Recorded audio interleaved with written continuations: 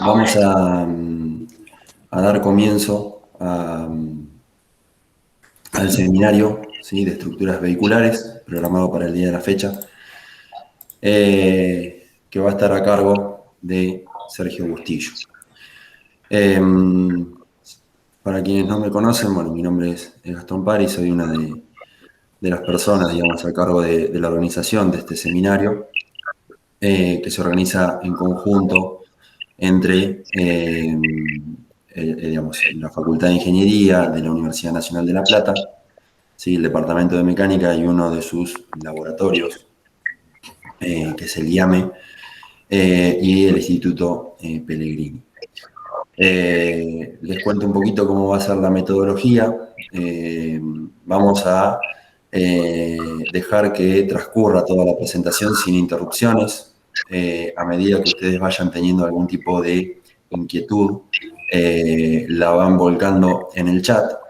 Y vamos a, digamos, ir haciendo recesos, y en cada uno de esos, digamos, previo a esos recesos, vamos a ir evacuando las inquietudes que hayan surgido de cada una de las partes, digamos, del seminario. Así que, bueno, para que sea lo más fluido posible, les pido por favor que tengan, digamos, todos los micrófonos deshabilitados, para que no haya ningún tipo de eco ni perturbación. Y bueno, digamos, sí, digamos, vayan volcando las preguntas en el chat, y bueno, en caso de que alguien esté desde el teléfono y no encuentre el chat, lo que sea, llegado el momento de las inquietudes, ahí sí no habrá ningún problema en que habiliten el micrófono para hacer la consulta que necesiten. Así que bueno, dicho esto, Sergio, queda todo en tus manos para comenzar cuando gustes. Bueno, gracias Gastón. Buenos días para todos. Gracias por tomar parte de su tiempo para escucharnos. Y continuando un poco con lo que hemos comenzado el año pasado, dar unas charlas generales sobre las distintas temáticas que hacen a los vehículos. Hoy hemos preparado una pequeña introducción o una introducción que tiene que ver con las estructuras vehiculares. El año pasado hicimos un seminario referente a toda la parte de la aerodinámica vehicular, y este año consideramos que para continuar con este mismo camino hemos decidido trabajar un poco y darles una idea de lo que tiene que ver con las estructuras vehiculares. Y lo hemos armado de manera similar al seminario anterior, donde vamos a ver un poco lo que está referido a los automóviles, algo sobre las motocicletas, y también tener una idea de las estructuras que se usan en los vehículos de competición. Podemos empezar nuestra charla definiendo lo que se entiende por carrocería, que es aquella parte de los vehículos autopropulsados, que obviamente puede ser tanto un automóvil como un ferroviario, que está asentada sobre un bastidor, reviste obviamente al motor y a otros elementos, y obviamente en cuyo interior van los pasajeros y obviamente la carga. Para ir introduciéndonos en este tema, podemos hacer brevemente una clasificación de los tipos de automóviles, que seguramente ustedes podrán agregar algunos más a lo que nosotros hemos puesto aquí: turismo, derivado de turismo, furgonetas, todoterreno, autobuses, remolques, camiones, obviamente máquinas agrícolas, motocicletas y los cuatriciclos o cuatriciclos que todos conocen. Como decía, seguramente se podría agregar alguno más, pero los más clásicos tipo de automóviles es lo que estamos viendo en esta filmina. Si nos concentramos o vemos los vehículos de turismo, podremos hacer una clasificación en lo que es una berlina, un monovolumen, descapotable, familiar, deportivo, limusina y crossover.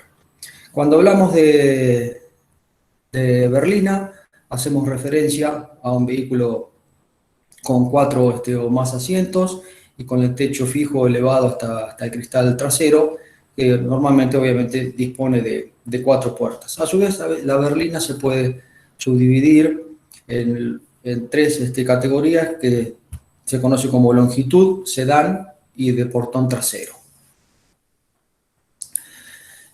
Y en lo que hace a la clasificación de longitud, podemos hacer una subdivisión en lo que tiene que ver con lo que se conoce como utilitario y compacto, que ahí estamos viendo valores aproximados en las longitudes, estamos hablando desde el inicio de la trompa hasta el final de la cola, cuando estamos haciendo referencia a las longitudes que ustedes están viendo ahí, entre 3,5 y 4 metros para lo que sería el utilitario, y el compacto de aproximadamente entre 4 y 4 metros y medio.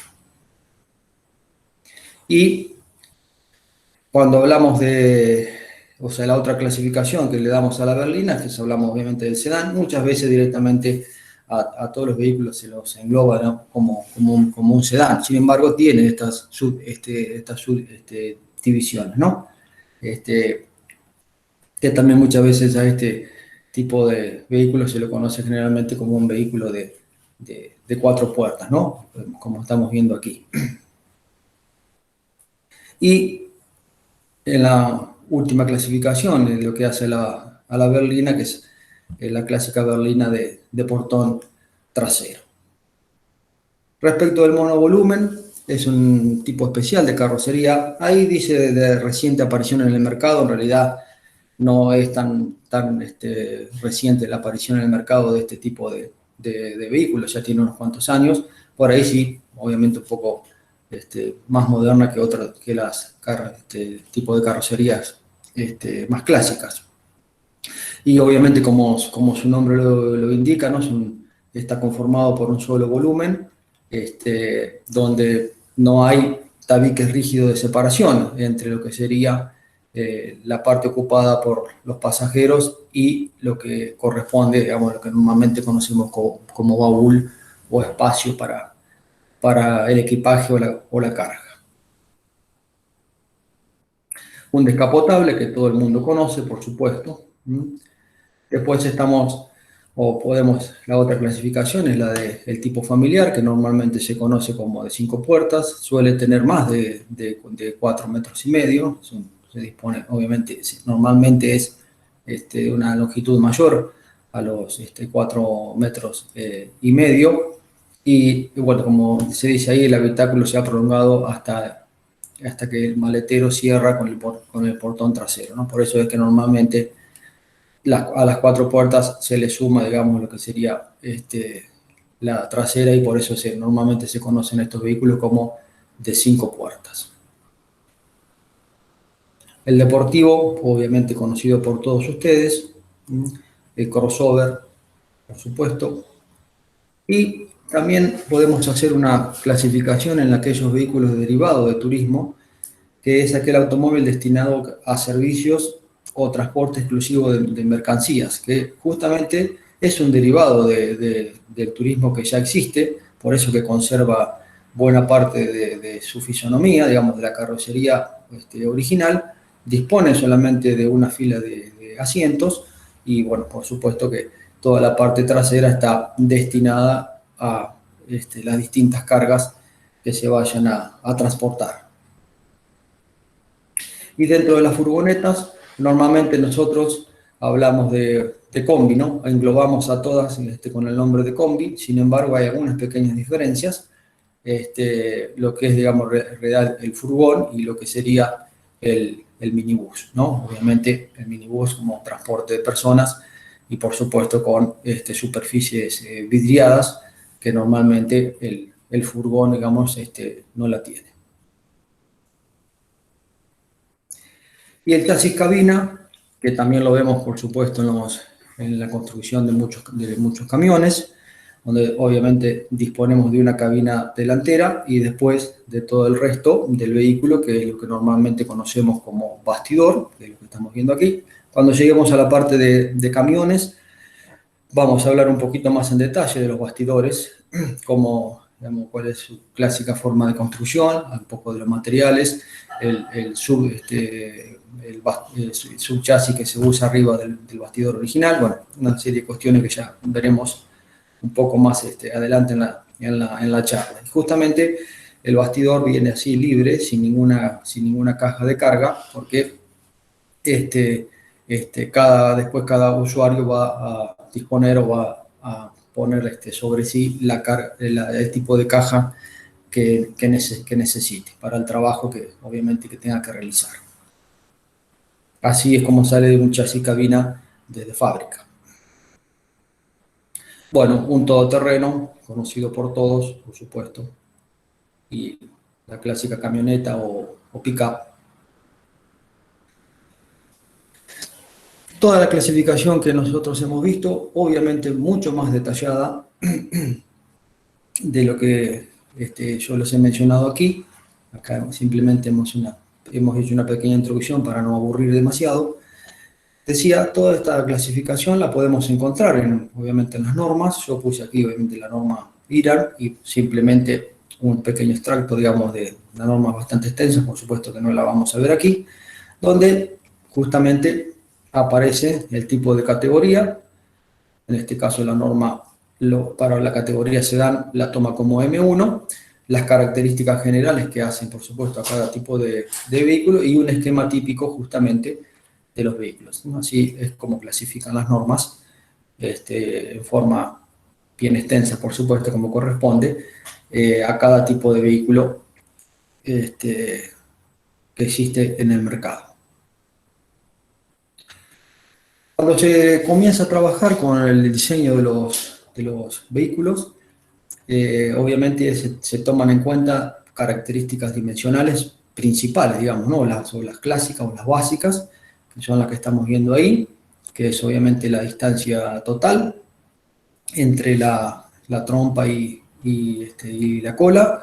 Después existe lo que se conoce como el voladizo delantero, que es la distancia que hay entre el medio del eje delantero y la trompa.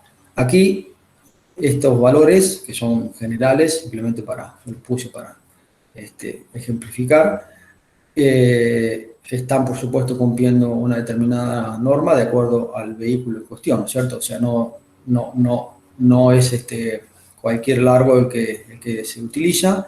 También no solamente tiene que ver con las normas con las cuales se diseña, sino que también tiene mucho que ver con, sobre todo la parte delantera, el voladizo delantero, con el rendimiento dinámico del vehículo, porque como ustedes saben, aquí en la parte delantera hay bastante peso y cuando el peso está un poco alejado del eje delantero, puede traer algunas problemáticas en lo que hace la dinámica. Posiblemente, seguramente será tema de otra charla, toda la dinámica vehicular. Después aparece una distancia importantísima en el comportamiento de los vehículos, también obviamente en la parte dinámica, que es la distancia entre ejes, que es la distancia que tomamos o definimos como del medio del eje delantero al medio del eje trasero. En realidad, la definición teórica de la distancia entre ejes es desde el medio del parche de contacto de la rueda delantera hasta el medio del parche de contacto de la rueda trasera. Esa es la verdadera definición teórica que se debería dar de la distancia entre ejes, pero bueno, normalmente nosotros consideramos o decimos que es la distancia entre el punto medio del eje delantero y el punto medio del eje trasero, que es importantísimo en la dinámica, en el comportamiento dinámico. La filmina siguiente vamos a charlar un poquito más sobre esto para que tengan un poquito más de idea. Y obviamente otra distancia o dimensión característica es por supuesto la altura. La altura también tiene que ver, como mencionamos en aquel seminario sobre aerodinámica, justamente tiene que ver también con la parte aerodinámica. Aquí aparece lo que es el bombeo, la forma, digamos, del techo, que también está relacionado con la aerodinámica. Aquí no hay un punto marcado, que es muy importante, que también está relacionado con la altura del vehículo y con la distribución de las masas, que es la altura del centro de gravedad, si la posición del centro de gravedad respecto de tierra. que también es un punto muy importante en la dinámica. Y como en lo que se ve en el esquema inferior, el ancho, y ahora vamos a definir otra característica muy importante en la filmina siguiente, que es la distancia, perdón, que es la trocha. Pero estas son las dimensiones mínimas o inclusive las primeras, podríamos decir, que se toman en cuenta cuando se empiezan a hacer los primeros bocetos de un diseño o de un vehículo. A ver, veamos un poquito más lo que tiene que ver con la distancia entre ejes y vamos a definir también la otra característica, o sea, la otra dimensión, que es la trocha. Estas dos dimensiones, obviamente que también van de la mano del tipo de vehículos que tengamos, ¿no es cierto? Si estamos en una limusín, por supuesto que la distancia entre ejes va a ser mucho mayor que si estamos en un vehículo un utilitario de entre 3,5 metros y 4 metros, o sea que también está definida un poco por eso. Y tiene, como les decía, mucha importancia tanto la distancia entre ejes. Ahí dice batalla en la filmina, pero porque a veces los españoles hablan de batalla, pero nosotros normalmente acá, como siempre, hablamos de distancia entre ejes. Promedio de distancia entre ejes de los vehículos, promedio, por supuesto, es aproximadamente 2,5 metros y medio. Bueno, aquí está la norma que justamente clasifica tanto la ISO como la DIN, me clasifica justamente la distancia entre ejes de los vehículos. Si la distancia entre ejes, por supuesto, es mayor o menor, por supuesto va a dar más o menos espacio a los pasajeros. Tiene mucho que ver en el confort de la marcha. Acá dice aumento de confort de la marcha, que eso significaría si nosotros aumentamos la distancia entre ejes, ¿no? Si nosotros vamos aumentando la distancia entre ejes, como consecuencia de eso va a haber un aumento de confort de marcha. Eso tiene que ver con una parte muy interesante y simplemente vamos a mencionar ahora, que es cuando la rueda delantera o el eje delantero pasa por una imperfección de camino. Ahí obviamente el sistema empieza a vibrar con una determinada frecuencia que va a depender de la masa suspendida que tenga el tren delantero, de la constante elástica del resorte, y obviamente empieza a vibrar con una determinada frecuencia. Y un tiempo después pasa el tren trasero por esa misma imperfección. Y también empieza a vibrar. Entonces, para que no haya una demasiada diferencia, digamos, de vibraciones entre un eje y el otro, que eso después se traduce en un desmejoramiento del confort de marcha, y entre otras cosas más, es que ese aumento de distancia entre ejes tiene buena influencia en ese aspecto. Y también hay otra parte muy importante, que es la transferencia de pesos. Cuando se frena, la transferencia de pesos que viene desde el tren trasero hacia el tren delantero está directamente relacionada con la distancia entre ejes. A mayor distancia entre ejes, menor es esa transferencia de pesos, y por consiguiente, digamos, la distribución justamente de los pesos entre el tren delantero y el trasero queda mejor, digamos, distribuida justamente. Que es lo que dice el último punto, justamente, que dice transferencia longitudinal de pesos. Sobre esto vamos a charlar un poquito más cuando veamos los movimientos característicos del vehículo. Y la otra cota fundamental, que también está relacionada con el ancho total del vehículo, o sea, con el ancho total del eje, que es la trocha, que es la distancia que está marcada aquí como E. Estos son puse aquí los valores promedio de las trochas que podemos encontrar en el mercado. La definición de trocha es de medio de parche de contacto de la rueda derecha a medio de parche de contacto de la rueda izquierda, así como se da la definición teórica de lo que es la trocha. Y al igual que la distancia entre ejes, tiene muchísima importancia o mucha influencia en el comportamiento dinámico del vehículo. O sea, Ahí dice muy buen comportamiento en el manejo. Eso significaría si vamos aumentando la trocha, se vería un aumento, o sea, en el comportamiento, una mejora en el comportamiento del manejo. Está directamente relacionada también, o mejor dicho, el rolido, que es un movimiento característico de los vehículos, que ya lo vamos a definir un poquito más adelante. Está directamente influenciado por la trocha. En principio, a más trocha podríamos considerarlo como que va a rolar menos, y eso da una mayor estabilidad también en el vehículo, y tiene mucha influencia en la transferencia de pesos laterales. Es decir, cuando nosotros doblamos, los pesos que se transfieren desde las ruedas internas hacia las externas, ese valor está directamente relacionado con la trocha. A mayor trocha, menor es esa transferencia de pesos y mejor es el comportamiento dinámico del vehículo. Las cotas o las dimensiones que hemos mencionado hasta el momento son obviamente las principales o las primeras que se toman en cuenta, pero existen otras cotas, muchas más, que están ya más pensadas o son aquellas cotas que las fábricas tienen como referencia para sí, como son algunas de las que nosotros estamos viendo ahí. Ya inclusive hay muchas más, pero estas cotas también tienen mucha importancia o están muy relacionadas con la reparación de las carrocerías. Hoy, ya desde hace un tiempo, existen los bancos, obviamente hace mucho tiempo, pero han mejorado muchísimo los bancos en lo que tiene que ver con la reparación de carrocerías. Ahí estamos viendo un banco de estirado. Hay distintos tipos de bancos de estirado,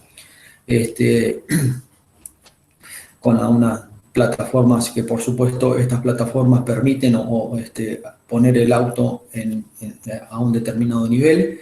Las alturas con las que se va a poner el auto en esa plataforma están dadas por la fábrica. Un poco estas alturas que están definidas acá, o sea, están dadas por fábrica.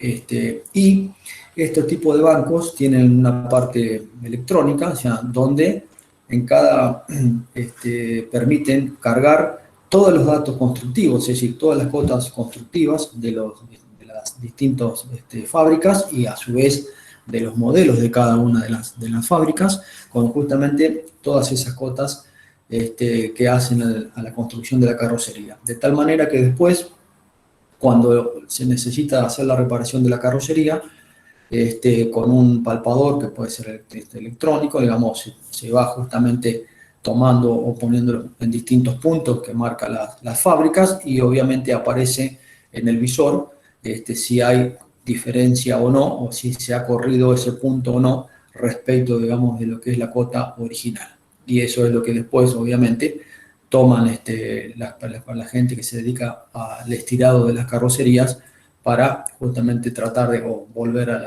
cuando se puede, a la posición original, la parte que se ha salido de lugar. Por eso que hay muchas cotas justamente que tienen que ver o están relacionadas para la reparación de las carrocerías.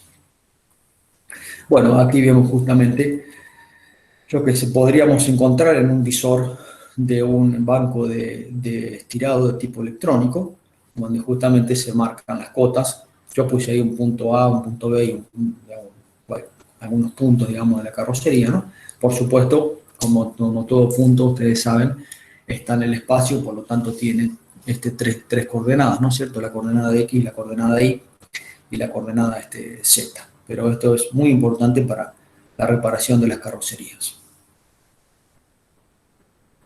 Respecto de los camiones, ya vamos a hablar de algunas cosas más en lo que hace como les decía, el tema de los bastidores y demás. También tienen por supuesto, dimensiones características, como la que estamos viendo aquí, ¿no es cierto? La distancia entre ejes, el voladizo delantero, el voladizo trasero, y por supuesto también el ancho del eje delantero, y por supuesto la trocha.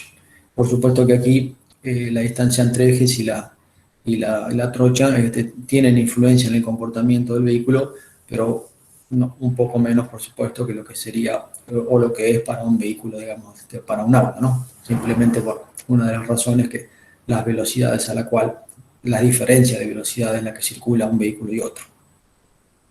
En este tipo de vehículos es muy importante, importantísimo, cómo se distribuye la carga, cómo queda el centro de gravedad respecto a los ejes, qué altura tiene el centro de gravedad cuando se lo carga, eso sí es importantísimo y se toma muy en cuenta cuando se diseña, porque, bueno, por una cuestión de seguridad sobre todo, ¿no? Bueno, introduciéndonos poco a poco en lo que tiene que ver con las carrocerías, la fábrica normalmente cuando hablan de la carrocería en blanco hacen referencia a lo que estamos viendo aquí, ¿no? Yo puse ahí BIW porque a veces aparece son las siglas, digamos, en inglés, pero bueno, para nosotros esto es carrocería en blanco, que como se ve en la figura, en la foto, es una carrocería que está desnuda, digamos, ¿no? O sea, no tiene, o sea, le faltan unos cuantos componentes. Y vemos ahí, dentro de lo que es la carrocería en blanco, distintas partes que son por ahí las más importantes, como son el montante A, el montante B y el montante C. Vamos a ver más adelante cuando veamos la tecnología de fabricación, un poco de tecnología de fabricación de las carrocerías y los materiales que se utilizan, cómo se construye un montante B, por ejemplo, y el A. Estos dos montantes son determinantes en lo que tiene que ver con la seguridad de los vehículos. Determinantes. Por eso que han avanzado desde hace mucho tiempo tanto las técnicas de construcción como los materiales que se utilizan. Ya cuando veamos un poco más carrocerías o sea, lo que se conoce como deformación programada y demás, vamos a detenernos un poco en esto, pero se los voy mencionando. Sobre obviamente, en lo que tiene que ver con el impacto lateral, es determinante. Bueno, después aparece el mamparo, o a veces parallamas, como nosotros para ahí le llamamos, los travesaños y los largueros. Bueno, aquí podríamos nombrar el piso y demás y otros componentes, ¿no? Pero yo pusimos los componentes más clásicos, característicos de la carrocería en blanco. Los largueros también son importantísimos en lo que tiene que ver con la distribución de los esfuerzos en los choques frontales, al igual que todo lo que tiene que ver con el paragolpes, que también ya lo vamos a ver un poquito más en detalle. Los objetivos que se persiguen cuando se diseña un vehículo en general, una carrocería, son obviamente varios, ¿no? La estética, que tiene mucho que ver, porque por supuesto para el consumidor también entra como normalmente decimos, entra por el ojo, ¿no? Lo que tiene que ver con el producto que va a comprar. Después la función estructural, que es importantísima, ha avanzado en los últimos años muchísimo, ya vamos a detener a hablar un poco de eso, de lo que es la función estructural. Está relacionado obviamente muchísimo con la seguridad, ¿cierto? O sea, podríamos poner estos dos puntos casi juntos. La función estructural en realidad tiene que cumplir algunas condiciones en lo que hace a la rigidez, por supuesto que la rigidez de la torsión y la flexión, que ya vamos a ver, y por supuesto de hace mucho tiempo en lo que es la distribución de los esfuerzos en el caso de los choques, ¿no? La ergonomía y la espaciosidad o el espacio es algo muy importante también que se toma muy en cuenta en el diseño de los vehículos, porque hace el confort no solamente del conductor, sino de los pasajeros, ¿no? Y muchas veces, no, siempre el confort, o sea, sobre todo del conductor, también está relacionada con la seguridad. Vamos a hablar en un momento después de ergonomía, y es muy importante para el conductor ir o conducir en forma descansada, ¿no? Y hay varios puntos que se toman en cuenta, porque justamente el cansancio es uno de los problemas o de las causas de accidentes. Bueno, la aerodinámica, nosotros hemos he hablado en su momento.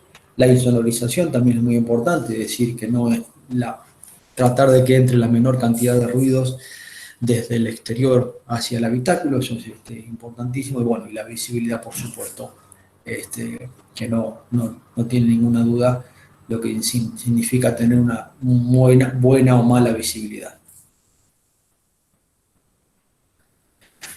Bueno, brevemente podemos mencionar distintos puntos que hacen al diseño de un nuevo modelo. Hoy día, con el avance, sobre todo de la parte, digamos, de las computadoras y también con el objetivo de reducir costos, algunos de estos puntos que se ven aquí por ahí se han suprimido o se dedica menos tiempo, justamente porque los procesos de fabricación y de concepción por ahí obviamente van cambiando. Pero así en general, podríamos mencionar lo que es la fase de concepción, la fase de diseño, la creación de las maquetas, la fase de construcción de los prototipos, las fases de prueba y las fases de fabricación. Cuando pensamos o se piensa en un nuevo diseño o en una construcción de un vehículo, serían los puntos, digamos, que se van tomando en cuenta. Dentro de la fase de concepción se define una estética tanto exterior como interior, se pueden hacer los primeros bocetos, después se van a determinar obviamente las dimensiones del vehículo, bueno, en principio las dimensiones que hemos visto, ¿no es cierto? El largo, el ancho, la altura, se van a hacer el dibujo correspondiente y ahí está remarcado que dice teniendo en cuenta lo que es la ergonomía. Van a ver que mencionamos varias veces el tema de la ergonomía. Bueno, después se hace el perfil de la carrocería y por supuesto que desde hace mucho tiempo después se utiliza, digamos, los distintos ordenadores para el trabajo. Los ordenadores que usamos, digamos, lo que tiene que ver con la parte de las electrónica, podemos encontrar el diseño asistido por ordenador, la concepción asistida por ordenador, concepción y fabricación asistida por ordenador y la ingeniería asistida por ordenador, utilizadas en las fases de diseño. Las características que buscan o que debe reunir un buen diseño, porque no hay que olvidarse que esto es un producto que se tiene que vender, así que debe ser lo más atractivo posible. Por supuesto que para las fábricas, cuando mayor sea la fase, más fácil sea justamente la fabricación y más rápida, mejor es. Alta funcionalidad y vida útil del producto, o sea, del vehículo, mínimo número de piezas disponibles, que no es por ahí tan fácil de conseguir, aprovechar una misma pieza para otros modelos, usar o hacer uso de componentes reciclables y obviamente la relación entre calidad y precio, ¿no? Que también eso obviamente es muy importante.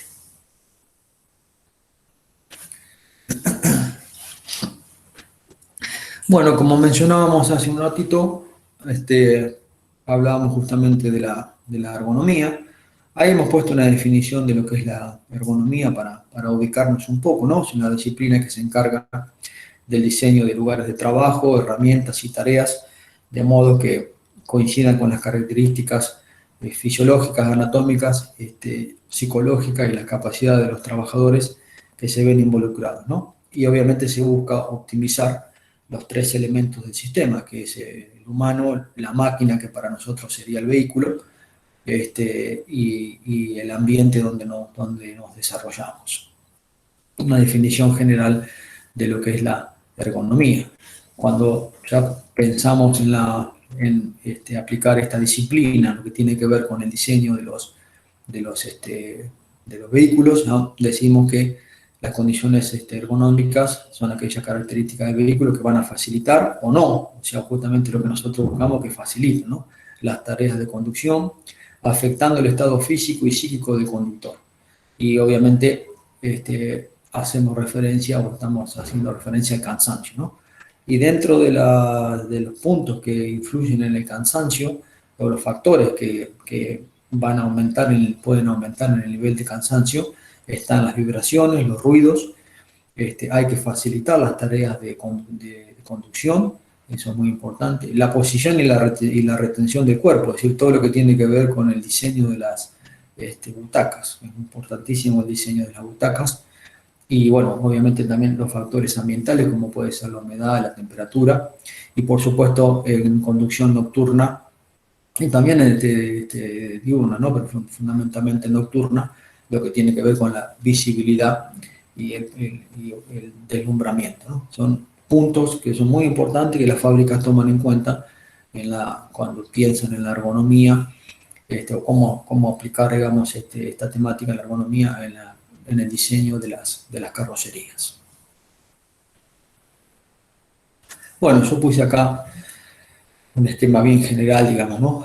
Porque aquí aparecen, por ejemplo, ángulos como estos que están aquí, que tienen que ver con la posición de la butaca, que habla de autos de carreras, de autos deportivos, de autos de serie, de camiones, y lo mismo, digamos, para la visibilidad y demás. Pero para se tenga una noción de algo que por ahí no se conoce mucho o que no se piensa, en lo que hace justamente a la comodidad, no solamente obviamente del conductor, que es importantísima, sino también hasta de los pasajeros, ¿no? Pero por supuesto que la del conductor es, hoy día ustedes saben que existen ya desde hace mucho tiempo las columnas, digamos, de dirección que pueden cambiar su altura, por supuesto las butacas que cambian su altura y para atrás, para adelante, bueno, o sea, todo eso ya ustedes lo conocen, pero es algo que se estudia con mucho detalle. Bueno, yo puse acá simplemente el tema de los brazos, que no vamos a conducir de esta manera, ¿no? Y remarqué esto, que si bien esto está dentro de la parte de la seguridad, que es el apoyacabezas. Normalmente el apoyacabezas, no diría en el 100% de los vehículos que uno ve en la calle, pero en gran porcentaje tienen el apoyacabezas puesto en cualquier lugar. En realidad lo tienen puesto para que, no como una ayuda, sino al revés, para que produzca una lección en el pasajero, porque, y sobre todo los apoyacabezas de los asientos traseros que siempre están en cualquier posición, normalmente abajo de todo. El apoyacabezas debe tener, no es cualquier posición la que tiene que ocupar, debería estar aproximadamente la mitad del apoyacabezas pasando por aquí, por esta posición, ¿no? Alrededor, aproximadamente ahí en la línea de los ojos. Esa es la posición que el apoyacabezas debería tener, debe tener, para que justamente cuando hay un impacto, sobre todo trasero, para el tema del latigazo cervical, justamente el apoyacabezas nos ayude. Esa es la función, que normalmente, no sé si es que no se conoce o no se le da importancia, porque los apoyacabezas están puestos en cualquier posición. Para eso tiene justamente los regules de altura. Y bueno, obviamente la altura de techo a la cabeza es importantísima, entre 8 y 10 centímetros, más o menos de promedio, es lo que se utiliza en los diseños, ¿no? Que tiene que ver, por supuesto, también con la seguridad, claro está. Bueno, después entra la fase de la creación de las maquetas, que consiste en darle, por supuesto, volumen al dibujo. Se suelen hacer en arcilla, después de esas maquetas hechas en arcilla se pasan a lo que es el plástico, en realidad poliestireno. Muchas veces esas maquetas después se utilizan para trabajar en el túnel de viento, para justamente trabajar con todo lo que tiene que ver con la carga aerodinámica, no solamente con las cargas, sino fundamentalmente en los autos de serie, en lo que tiene que ver con las resistencias aerodinámicas, ¿no? Ustedes saben que cuando más resistencia aerodinámica tiene nuestro vehículo, más combustible más potencia debemos utilizar para vencer esa resistencia aerodinámica y consecuentemente más combustible tenemos que gastar. Y eso es algo que las fábricas, que ya lo hemos mencionado en el curso anterior, en el seminario anterior, las fábricas trabajan mucho en ese sentido, justamente porque hay que bajar el consumo de combustible y para eso hay que, entre otras cosas, disminuir la resistencia de tipo aerodinámica. Por eso que en algún momento, más allá de todo lo que se hace por ordenador, se utilizan los túneles de viento. Bueno, vamos a encontrar las maquetas, por supuesto, físicas y también las que hoy día se trabajan con ordenador, por supuesto, ¿no? Vemos una maqueta ahí moldeada en la arcilla y después lo que sería la maqueta clonada en plástico, en poliestireno. La fase de construcción, obviamente, de los prototipos, que es la otra parte que hace la construcción. Después viene la fase de pruebas.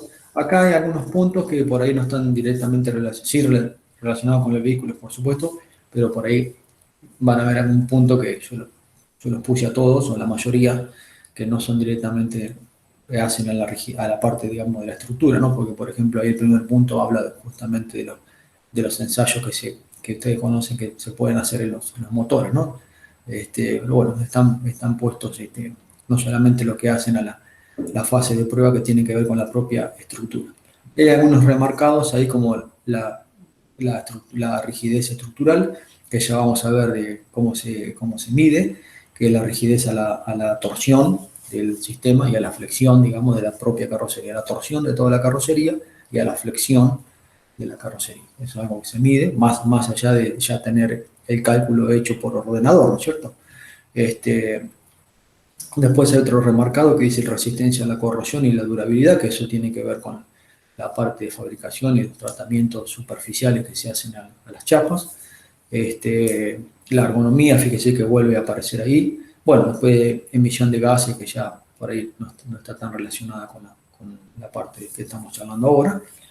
Ensayo de seguridad activa y pasiva, que es importantísimo, ya vamos a charlar un poco sobre eso. Y después viene toda la parte que es lo que es los conocidos como laboratorios rodantes, donde a los vehículos se los justamente hace rodar por miles de kilómetros, que es lo que está puesto aquí, por diferentes climas y por supuesto por diferentes tipos de carreteras, ¿no? De todo tipo de carreteras, y para, digamos, llegar a la aprobación final de ese vehículo antes de comenzar la fabricación en serie. Bueno, aquí está un poco resumido la última parte que estamos charlando, ¿no? Las distintas pruebas que se hacen. En pistas que tienen las propias fábricas, por supuesto. Bueno, aquí controlando velocidad con la quinta rueda y otras cuestiones, ¿no? La parte de la seguridad, que ya vamos a ver. Y bueno, este vehículo que se puede conocer como preserie o camuflado, que son los que a veces salen a la ruta, bueno, no a veces, lo que utilizan, digamos, para hacer las pruebas de ruta.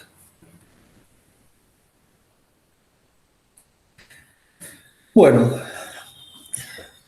introduciéndonos un poco más en lo que tiene que ver ya con la estructura. Podemos definir primero lo que es una estructura resistente, que consideramos que es la parte principal del vehículo. Se compone de un armazón metálico sobre el que se montan y relacionan todos los componentes del vehículo, ¿no? La carrocería, el motor, la transmisión por un lado y todo lo que tiene que ver con el resto de los componentes, que son las suspensiones, obviamente todas las masas de ruedas completas, ¿no? Yo puse aquí un esquema donde justamente estamos, si bien esto es un bastidor, donde ustedes ven, por supuesto, motor, transmisión, sistema de propulsión, que en este caso tracción trasera, pero podría ser una tracción delantera, por supuesto, ustedes ya lo saben, sistema de freno, sistema de dirección, sistema de suspensión. Y obviamente, bueno, la carrocería. Dentro de las estructuras resistentes podemos hablar o hacer una subdivisión, que es aquello que se conoce como bastidor o chasis independiente, y la estructura autoportante o monocasco. Estos son los dos tipos de construcción que vemos hoy en día desde hace muchísimos años en los vehículos, ¿no? El bastidor o chasis independiente y la estructura de tipo monocasco o estructuras autoportantes, que es esto que estaríamos viendo aquí. Cuando hablamos de chasis independiente o de bastidor, estamos haciendo referencia a este tipo de construcción, que la vemos obviamente en los camiones, en los vehículos de transporte y por supuesto, y también la vemos, claro está, en las camionetas, ¿no? en las pick-up. Ya vamos a ver, les voy a mostrar un poco más adelante un video resumido de cómo se construye justamente las partes principales, digamos, en fábrica de este tipo de chasis independiente. O sea, el bastidor, en realidad, fíjense que el bastidor puede rodar solo, ¿no? Porque el bastidor, digamos, lleva toda la parte de la mecánica, así que si le ponemos el volante, podríamos circular sin tener en cuenta la carrocería. Y obviamente, ya vamos a ver cómo se construye esto, les decía, y después le ponemos, obviamente, lo vestimos, o lo tapamos con la carrocería. Este es un tipo de construcción principalmente para transportes y camionetas. Y el otro tipo de construcción que tiene muchísimos años, por supuesto, en la construcción que utilizan las fábricas, es lo que se conoce como carrocerías autoportantes o monocasco, donde todo el conjunto, digamos, es una sola unidad. Es decir, este bastidor ya no existe.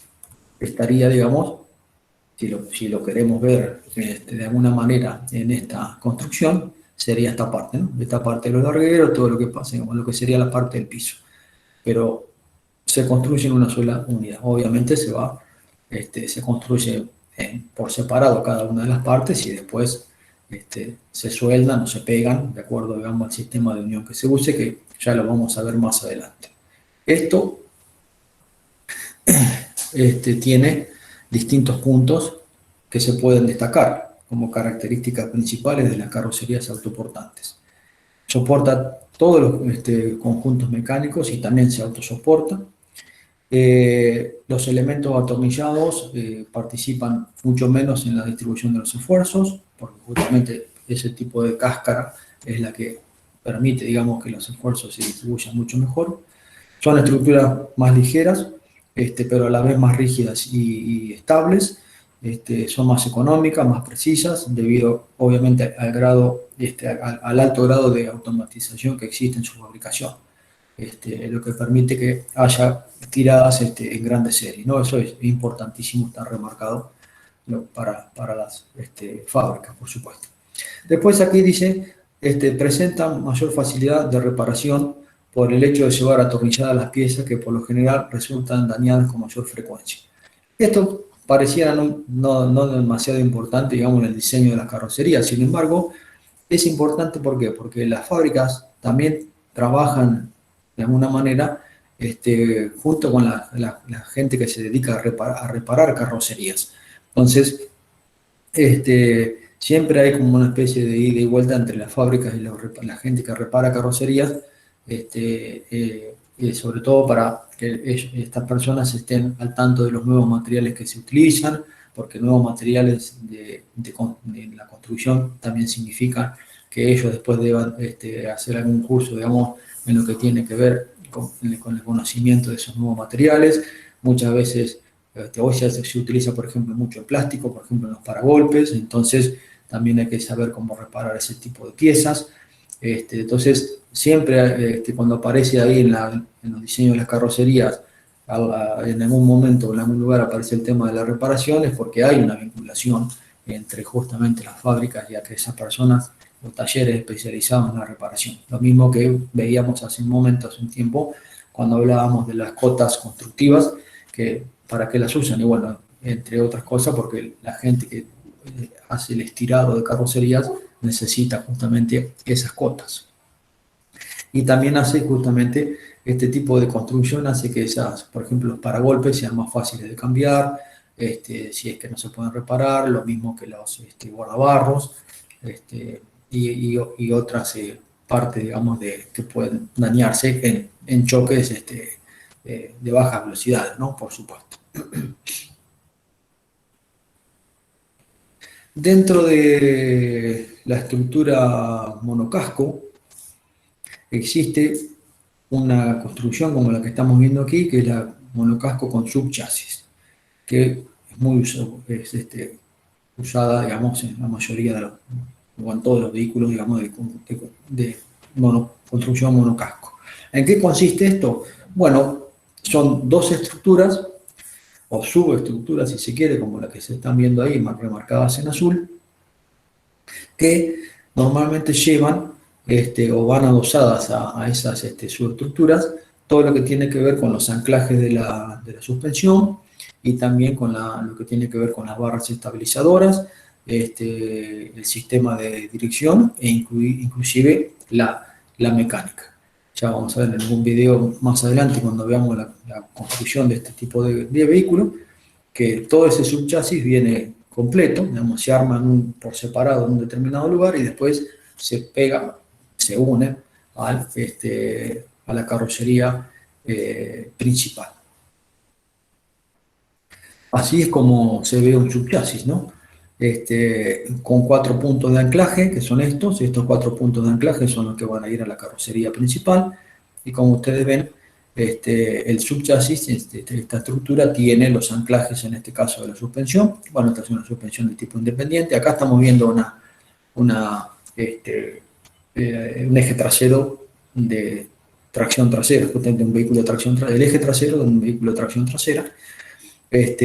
Suspensión independiente y bueno, como decíamos, los anclajes al subchasis y todo lo que tiene que ver con en este caso la parte de la transmisión, el diferencial, también agarrada o montada a esa subestructura. Y después que eso se pone o se pega a la estructura principal, ¿no? Va a la estructura principal. Tiene distintos, digamos, puntos a favor, por eso. Si bien como punto en contra podríamos decir que aumenta el peso del vehículo, porque en realidad aumenta el peso del vehículo. Por eso que también ya les voy a mostrar cómo se construye un subchasis cuando lleguemos a las técnicas a la tecnología de fabricación. Y por eso que también las fábricas trabajan en ese sentido bastante en el diseño del subchasis para tratar de aliviarlo lo más posible. Pero tiene, digamos, muchos más puntos a favor, por lo tanto es que se usa, ¿no? Bueno, aquí hemos remarcado algunos puntos. Por ejemplo, permitir un mejor rendimiento durante la colisión. Tiene bastante influencia, mucha influencia en los impactos frontales. Incrementa la rigidez lateral y el movimiento elasto cinemático de la suspensión. Esto tiene que ver con justamente los anclajes que nosotros estamos viendo aquí, por ejemplo. Bueno, acá es bastante común que los bujes sean con deformación programada. Este sería para otro tema, digamos, para otro momento, pero para que hay un control, digamos, de lo que tiene que ver con la alineación de las ruedas, tanto en lo que tiene que ver con la convergencia, con el ángulo de comba, como fundamentalmente el cambio de convergencia que puedan tener las ruedas. Bueno, obviamente proporciona superficie para montar los brazos de suspensión y también eso significa distribuir las cargas de aquella uniformemente sobre el chasis, que eso es muy importante. Como les decía, proporciona las superficies para montar todo lo que es el sistema de dirección, barra estabilizadora, transmisión y motor. Y algo también que es para tener en cuenta es que justamente facilita el ensamble, el mantenimiento y el procedimiento de reparación. Esto también es importante. Bueno, yo puse aquí lo que es un subchasis de un Nissan, por poner sin hacer ninguna publicidad en particular, ¿no? Por poner alguna para que lo conozcan. Como ustedes ven, ya lo hemos mencionado, ¿no? Los anclajes al propio monocasco y, bueno, los anclajes al sistema de suspensión, del sistema de suspensión. Simplemente se los menciono, este es un sistema de suspensión independiente, pero conocido como multilink o multibrazos, que tiene, como ustedes ven, varios brazos que se encargan justamente de controlar los cambios, sobre todo de convergencia y de comba, de ángulo de comba de las ruedas. Y una zafira tomado de abajo, donde vemos aquí los anclajes de los brazos.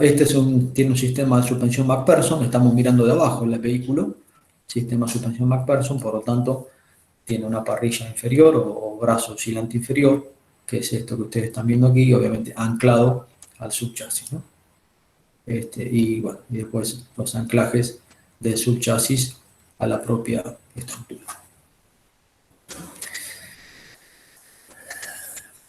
Cuando se habla de partes móviles, hacemos referencia a estos componentes que estamos viendo aquí, ¿no? Lo que serían las puertas, la tapa de baúl, el propio capó, normalmente, inclusive a partes que después no se van a mover, como pueden ser como son las defensas delanteras o los guardabarros, ¿no? Eso también están o forman parte dentro de lo que se conoce como partes móviles.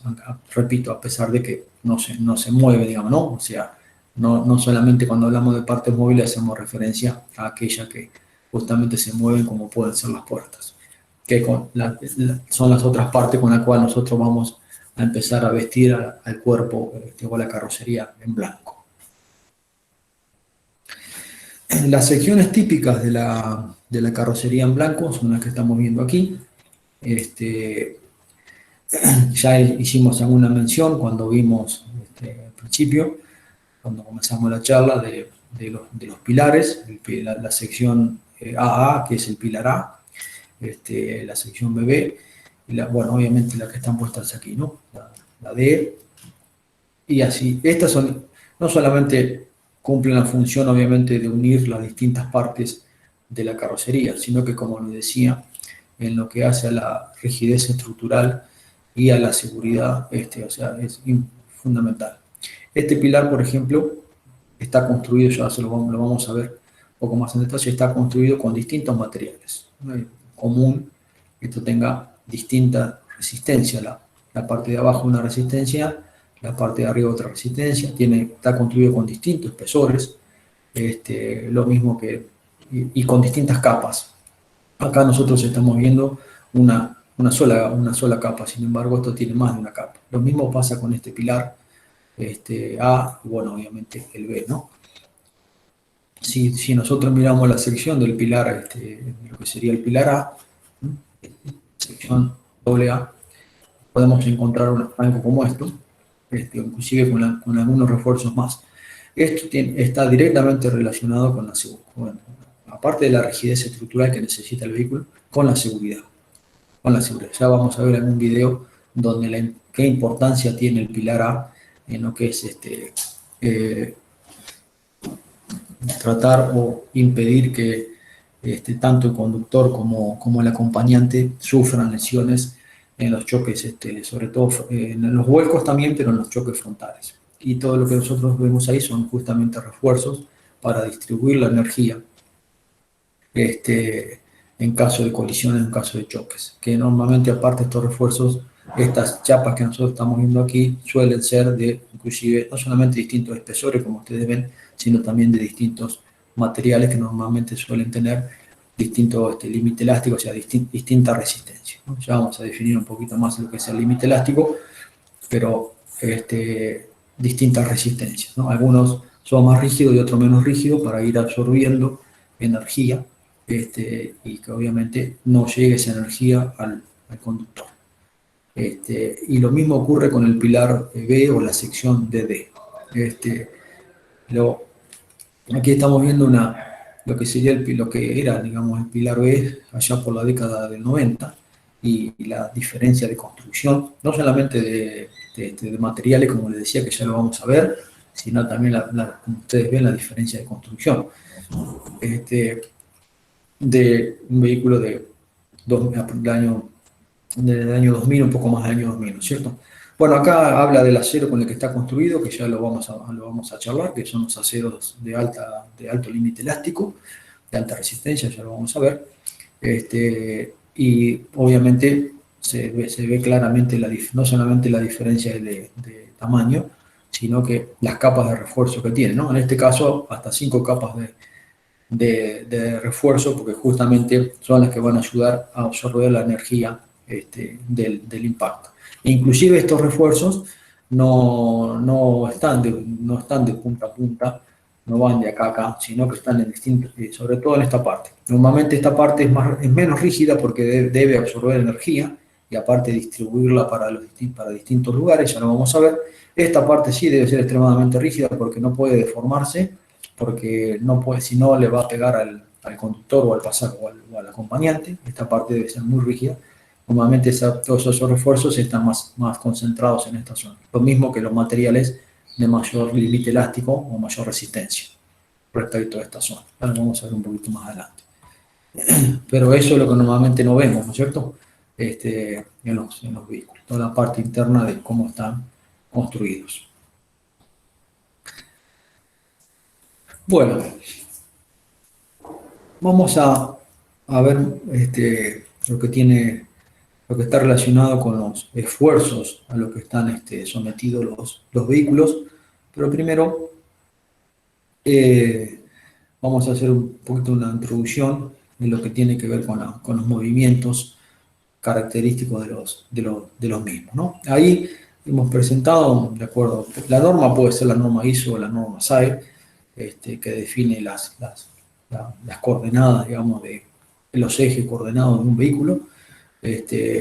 Normalmente como punto de origen consideramos el centro de gravedad del vehículo, ese es el punto de origen, y por supuesto que bueno, tiene tres ejes, ¿no? O sea, es un cuerpo, un volumen, así que está conformado por tres ejes. Sobre el eje longitudinal, sobre el eje X, el vehículo tiene la posibilidad de, obviamente, avanzar y también tiene la posibilidad de girar sobre ese eje, que es lo que normalmente se conoce como movimiento de rolido. Sobre el eje transversal, sobre el eje Y, puede desplazarse lateralmente y también hace este movimiento, que es el movimiento de cabeceo, que es lo que está marcado aquí. Y obviamente sobre el eje vertical puede desplazarse en este sentido, se desplaza en este sentido, y también puede girar sobre su eje, ¿no? O sea, gira sobre el eje Z. Normalmente cuando el vehículo dobla, gira sobre el eje Z. Cuando el vehículo frena o acelera, cabecea o gira sobre el eje Y. Y cuando el vehículo dobla, rola o hace este movimiento sobre el eje X. Bueno, la otra forma de definir los ejes con sentidos distintos es de acuerdo a la norma SAE, que se adopta una o se adopta otra norma, ¿no? Lo que tiene que ver con el movimiento de rolido, que es lo que estamos viendo aquí, bueno, mencionemos algunas cositas. Como ustedes ven ahí, la carrocería, por supuesto, se inclina hacia afuera. ¿Por qué ocurre esto? Bueno, el vehículo está animado por una determinada fuerza centrífuga, la masa del vehículo, la masa suspendida del vehículo por la aceleración a la que esté doblando. Ese centro de gravedad tiene una determinada altura respecto de tierra, así que se genera una palanca. Acá hay algunas cositas más. Nosotros ahora la vamos a pasar por alto porque no estamos en la parte de la dinámica, pero sí mencionamos esto, ¿no? Hay una fuerza centrífuga, una altura respecto al centro de gravedad, eso genera un determinado momento, lo que hace que la carrocería se incline hacia afuera, que es lo como ustedes están viendo aquí, y la posición de las ruedas cambian, debido a la cinemática, debido a la cinemática de la suspensión, y por supuesto esa cinemática está directamente relacionada con el diseño que tenga los brazos de suspensión, ¿no? Acá lo que vemos es un cambio obviamente de dirección porque está doblando, pero también vemos un cambio de inclinación de la rueda respecto del piso, que es lo que normalmente se conoce como ángulo de comba, ¿no? o variación del ángulo de comba, tanto de la rueda externa como de la rueda interna. Y asociado con esto también existe una transferencia de pesos, que es lo que está marcado aquí, desde la parte interna hacia la parte externa. Esa transferencia de pesos depende de la fuerza centrífuga, es decir, de la masa por la aceleración, es directamente proporcional a la altura justamente del centro de gravedad, si es masa por aceleración por la altura del centro de gravedad, dividida e inversamente proporcional a la trocha. Cuando mayor es la trocha, que es lo que mencionábamos al principio de la charla, cuando mayor es la trocha, menor es esta transferencia de pesos, menor es esta diferencia de pesos, lo que hace que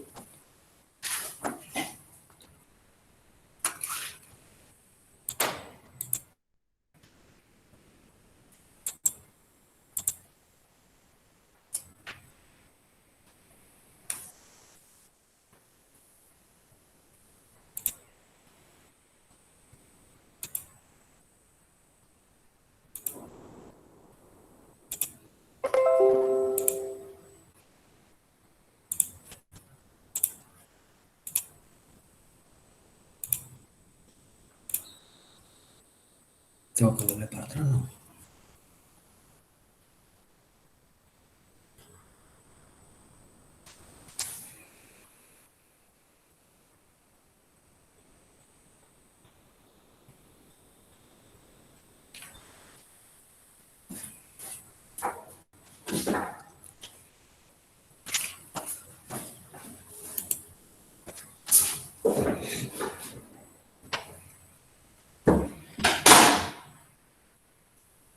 Bueno, como les decía, uno de los movimientos característicos es el movimiento de Rolido, que es lo que estamos viendo acá, donde la carrocería se inclina hacia afuera.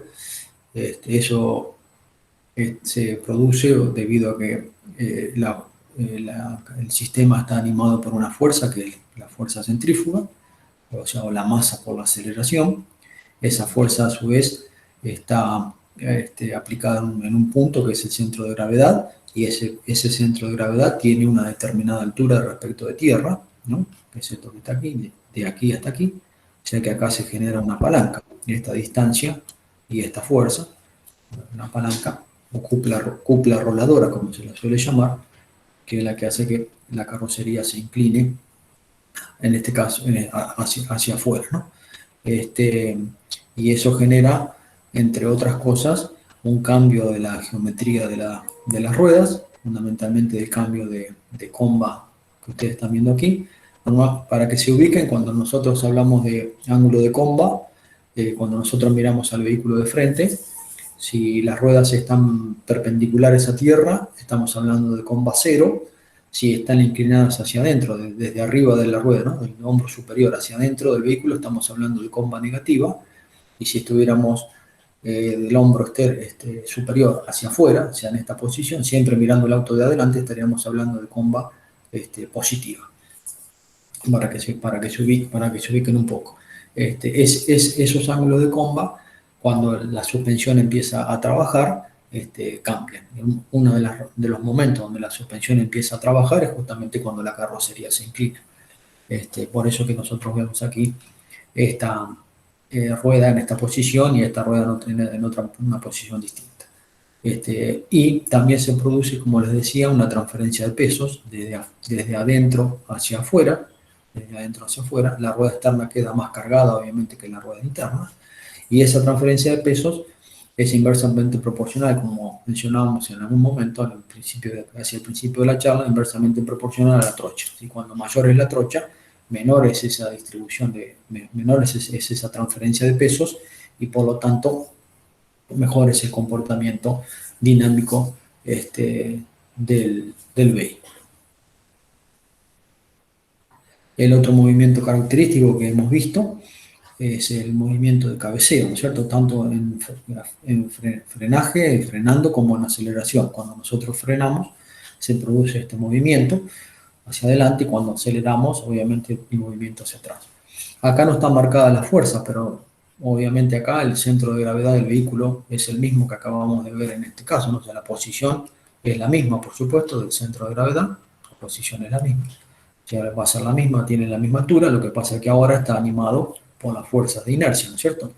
La masa sigue siendo la misma por la desaceleración que sufre el vehículo, y obviamente la inercia, ¿no? Que hace esta distancia del centro de gravedad al piso, y la fuerza que aparece aquí es la que va a generar este movimiento de cabeceo. consecuentemente con eso también, o asociado con eso, aparece la transferencia de los pesos. En este caso, desde el tren trasero hacia el tren delantero, si estamos frenando, o desde el tren delantero hacia el tren trasero, si estamos acelerando. La variable constructiva importantísima que influye en esta transferencia de pesos es justamente la distancia entre ejes, que es la que mencionábamos hoy. La distancia entre ejes influye en cuánto es el valor de la transferencia de pesos, en este caso de atrás hacia adelante. A mayor distancia entre ejes, menor es esta transferencia de peso, o menor es esta diferencia de peso. Obviamente que al peso estático del tren delantero le sumamos la transferencia de pesos que viene desde atrás, y al eje trasero le restamos el mismo valor de carga que ha salido, por supuesto, desde el eje trasero y aparece acá. Repito, cuando doblamos, la variable constructiva importante en lo que hace la transferencia de pesos es la trocha. A mayor trocha, menos transferencia de pesos y, en principio, mejor comportamiento dinámico. Y cuando frenamos, la variable constructiva que influye en la transferencia de los pesos en sentido longitudinal es la distancia entre ejes. En principio, a mayor distancia entre ejes, menos transferencia de pesos y mejor comportamiento en ese sentido. ¿Por qué mejor el comportamiento en ese sentido? Fundamentalmente lo que tiene que ver con el poder de frenado. Porque si la fuerza de frenaje que ustedes puedan usar, el freno, digamos, cuánta fuerza de frenaje puedan usar, es decir, la fuerza de freno aparece aquí, ¿no? Para atrás, digamos, ¿no? Para atrás, la fuerza de frenaje aparece para atrás. Esta fuerza de frenaje está directamente relacionada con la fuerza de roce. Digamos, la fuerza de frenaje nunca puede superar a la fuerza de roce. Siempre debe ser menor o igual que la fuerza de roce, porque si es mayor que la fuerza de roce, en el caso del tren delantero va a bloquear. Entonces, debe ser menor siempre debe ser menor o igual que la fuerza de roce. Y la fuerza de roce, como ustedes saben, está directamente relacionado, directamente proporcional al coeficiente de roce y al peso que descansa en este caso, sobre la rueda. Entonces, si hay mucha distribución si hay mucha transferencia de pesos, si hay mucha transferencia de pesos en el momento del frenaje, nosotros vamos a poder usar mucho freno adelante porque tenemos muy buena fuerza de roce, pero vamos a tener que usar poco freno trasero porque tenemos poco peso atrás. Y al tener poco peso atrás, obviamente la fuerza de roce va a ser menor, por lo tanto la fuerza de frenaje que vamos a usar también es menor. Esa es una de las razones por la cual los vehículos utilizan distintos dispositivos para controlar mecánicamente la distribución de presiones entre un eje y el otro, ¿no? O sea, ustedes saben que, bueno, aquí existe un dispositivo que sensa la altura y en realidad en vez de trabajar con la transferencia de peso, lo que va sensando es cuánto cambia la altura y de esa manera actúa sobre el regulador de la presión para mandar más o menos presión a un eje respecto del otro. Entonces, cuando la distancia entre ejes aumenta, esta transferencia de pesos es menor, por lo tanto, la fuerza de roce trasera aumenta, es mejor, por lo tanto, si esa fuerza de roce aumenta, también podemos usar una fuerza de frenaje mayor.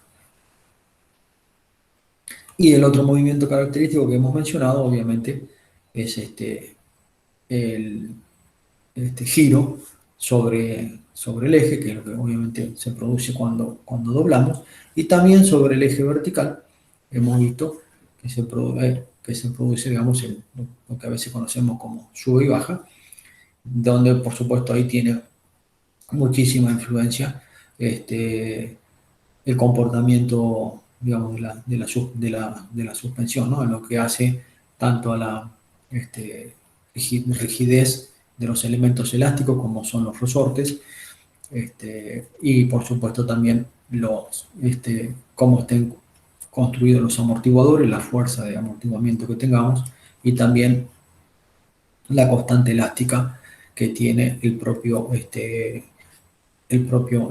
neumático.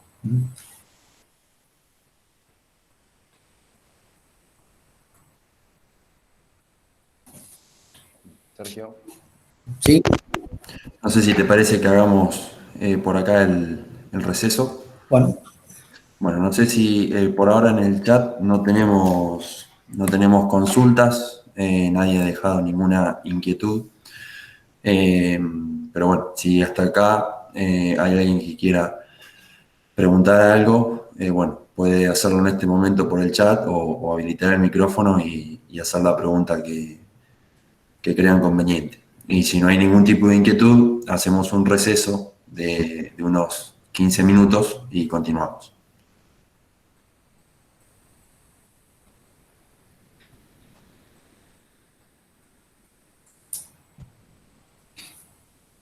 Bien, bueno, ya que hasta acá no hay ninguna consulta, eh, hacemos un receso a las 10:40, continuamos, ¿sí? bueno, bárbaro.